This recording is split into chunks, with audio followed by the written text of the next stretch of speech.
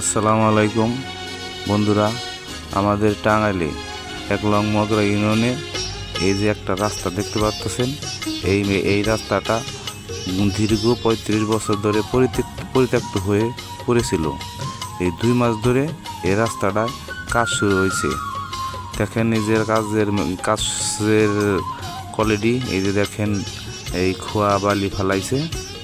এই রাস্তাটা স্বয়ংসম্পূর্ণভাবে কাজ করার মতো আরও হয়তো ১-১.৫ মাসের মতো সময় লাগবে।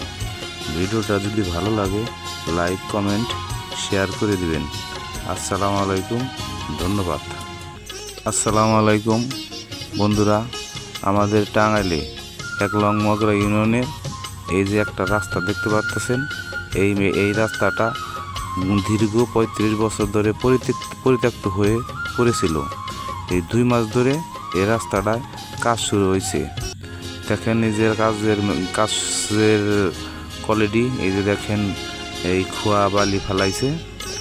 এই রাস্তাটা স্বয়ংসম্পূর্ণভাবে কাজ করার মতো আরও হয়তো ১-১.৫ মাসের মতো সময় লাগবে।